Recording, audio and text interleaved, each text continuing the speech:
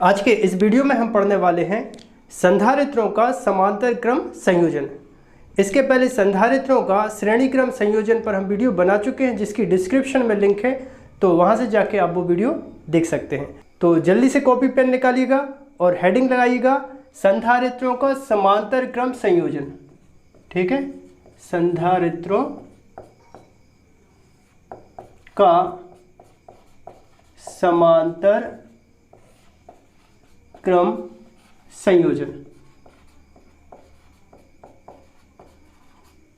संयोजन को समूहन भी कहते हैं, तो यहां ब्रैकेट में हम चाहे तो लिख सकते हैं समूहन। ठीक है, संधारित्रों का समांतर क्रम समूहन या समांतर क्रम संयोजन। तो इसके लिए हम क्या करते हैं, 3 संधारित्र लेते हैं। ठीक है, 3 संधारित्र लेते हैं। ये पहला संधारित्र है, ये दूसरा संधारित्र और ये तीसरा संधारित्र। ठीक है, और इन तीनों संधारित्रों के पहले सिरे को, ये संधारित्रों के ये पहले सिरे कहलाए, तो इन तीनों संधारित्र के पहले सिरे को हम जोड़ देते हैं एक बिंदु से।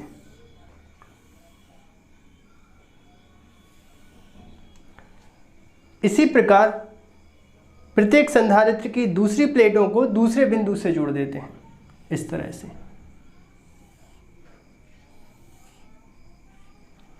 अब इसके बाद क्या करते हैं, इस बिंदु को नाम दे देते हैं ए, ये वाला बिंदु इसको नाम दे देते हैं ए, और ये वाला जो बिंदु है इसको नाम दे देते हैं बी।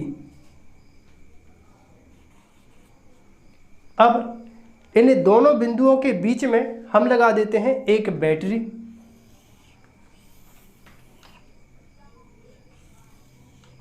ठीक है, भी बैटरी लगा देते हैं, प्लस क्यू माइनस क्यू। और ये अब चूंकि हमें दिख रहा है इन तीनों संधारित्रों का कनेक्शन डायरेक्ट बैटरी के साथ है, तो बैटरी का जो भी विभव होगा वो तीनों संधारित्रों पर एक समान होगा। मतलब ए से लगा के बी तक जो विभव है उसका मान जो है वो कैसा होगा, एक समान। प्रत्येक संधारित्र का जो विभव है वो होगा एक समान। और इन तीनों संधारित्रों की जो धारिताएं हैं वो है अलग अलग। जैसे पहला संधारित्र है, इसकी धारिता है C1, ये दूसरा संधारित्र है तो इसकी धारिता है C2, ये तीसरा संधारित्र है, ये धारिता है इसकी C3। अब मान लेते हैं कि इस बैटरी के द्वारा यहाँ पर प्लस क्यू चार्ज प्रोड्यूस होता है। कितना चार्ज, प्लस क्यू चार्ज। अब हम देखेंगे कि बिंदु A पर ये जो प्लस क्यू आवेश आया है वो 3 भागों में बढ़ जाएगा, क्योंकि इस प्लस क्यू आवेश के लिए कितने रास्ते दिख रहे हैं, 3 रास्ते दिख रहे हैं। एक रास्ता ये है, एक रास्ता ये है और एक ये है। तो ये जो प्लस क्यू आवेश है वो तीनों संधारित्रों में उनकी धारिताओं के अनुपात में बढ़ जाएगा, क्योंकि 3 रास्ते इसको दिख रहे हैं। तो मान लेते हैं इस पर आ जाता है कितना, प्लस Q1 आवेश आ जाता है। अब चूंकि प्रत्येक संधारित्र की दूसरी प्लेटें कहाँ जुड़ी हैं, बैटरी के ऋण सिरे से, तो यहाँ पर जो आवेश आएगा वो आएगा, मान लेते हैं माइनस Q1। इस पर प्लस Q1 और इस पर आ जाएगा माइनस Q1। अब आवेश हमेशा क्या किसका लिया जाता है, प्लस प्लेट का। ये जो पहली प्लेट है इसका आवेश लिया जाता है। जैसे पहले संधारित्र की बात की जाए कि इस पर कुल कितना आवेश है, तो हम बोलेंगे प्लस Q1, ऐसा नहीं बोलते माइनस Q1। अब बात कर लेते हैं दूसरे संधारित्र की, तो इसके लिए दूसरा रास्ता है, तो इस पर जो आवेश होगा वो होगा प्लस Q2 और इस पर कितना होगा, माइनस Q2। दूसरी प्लेट पर माइनस Q2। अब इस पर कितना हो जाएगा, प्लस Q3, क्योंकि तीसरा रास्ता है तो प्लस Q3। और इस पर कितना हो जाएगा, माइनस Q3। बात क्लियर है।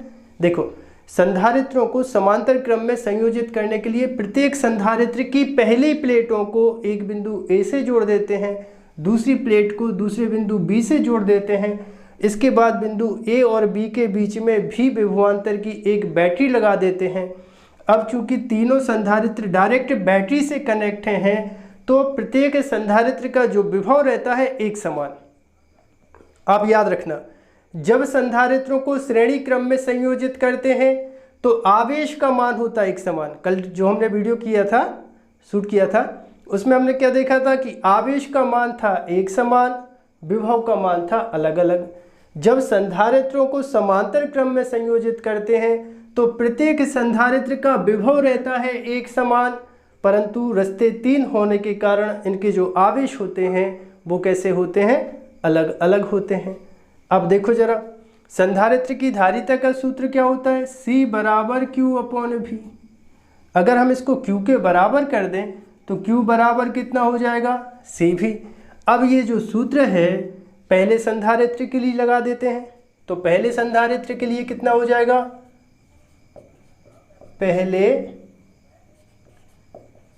संधारित्र पर आवेश, ठीक है, पहले संधारित्र पर आवेश, पहले संधारित्र पर आवेश कितना हो जाएगा भैया, जल्दी बताओ, आवेश कितना है, Q1। आवेश हमेशा क्या लिया जाता है, प्लस प्लेट का लिया जाता है, तो आवेश on a capacitor is plus Q, Q1 equal कितना हो जाएगा, अब इसकी धारिता कितनी है, C1, तो C1, और विभव कितना है, तीनों संधारित्रों का जो विभव है वो एक समान है, तो Q1 बराबर C1 और यहाँ पर लिख देते हैं V। दूसरे संधारित्र पर आवेश की बात कर ली जाए, दूसरे संधारित्र पर आवेश, तो दूसरे संधारित्र पर आवेश कितना हो जाएगा, Q2 बराबर C2 और हो जाएगा V।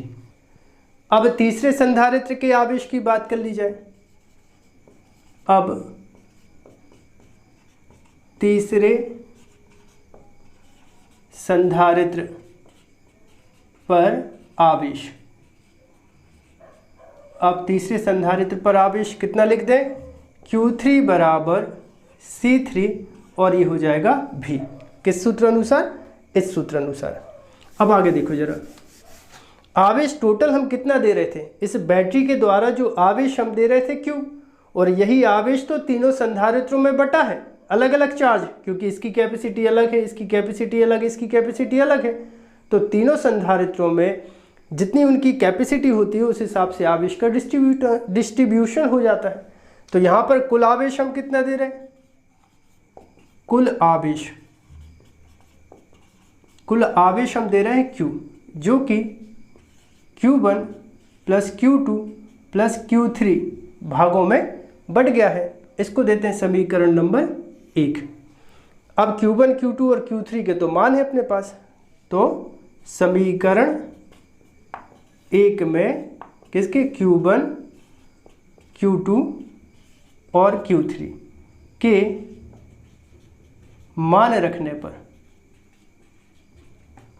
पर क्या हो जाएगा, देखो जरा, Q इक्वल Q1 का मान क्या है, ये है C1V, प्लस Q2 का मान कितना है, C2V, तो यहाँ पर रख देते हैं C2V, प्लस Q3 का मान कितना है, C3V। अब इससे देखो कॉमन क्या आ रहा है, Q बराबर कॉमन क्या आ रहा है, V, तो ब्रैकेट में कितना बचा, C1 plus C2 plus C3, इसको देते हैं समीकरण नंबर 2। अब देखो जरा, जब इन तीनों संधारित्रों को संयोजित किया जाता है किसमें, समांतर क्रम में, तो हमें एक तुल्य धारिता प्राप्त हो जाती है। कुल आवेश कितना दिया, Q, तुल्य धारिता कितनी होगी, C, कुल विभव कितना होगा, V। यदि इन तीनों संधारित्रों को जोड़ने के बाद यदि हमें एक तुल्य धारिता मिल जाए और वो धारिता कितनी हो, C हो, तब कितना हो जाएगा, तब हो जाएगा, ऐसा लिख सकते हैं, यदि इस संयोजन की तुल्य धारिता C हो तो क्या लिख सकते, Q बराबर CV, ठीक है ना, Q बराबर CV। वीडियो को पॉज करो और इतना जल्दी से नोट करो। तो इसको देते हैं समीकरण नंबर 3। अब देखो जरा, समीकरण 2 व 3 से यहां पर लिख दें समीकरण 2 व समीकरण 3 से, समीकरण 2 व समीकरण 3 से यहां पर Q का ये मान दिया है अपन को, तो Q की जगह रख देते हैं, यहाँ पर सबसे पहले क्या आ जाएगा, सी भी बराबर है क्यू, तो क्यू का मान कितना है, वी, ब्रैकेट में C1 plus C2 plus C3। यहाँ पर भी से भी कैंसिल हो जाएगा, तब C बराबर कितना हो जाएगा, C बराबर C1 plus C2 plus C3। तो ये सूत्र है किसका, संधारित्रों को समांतर क्रम में संयोजित करने पर तुल्य धारिता के लिए व्यंजक है। आई होप आप सभी को वीडियो पसंद आया होगा।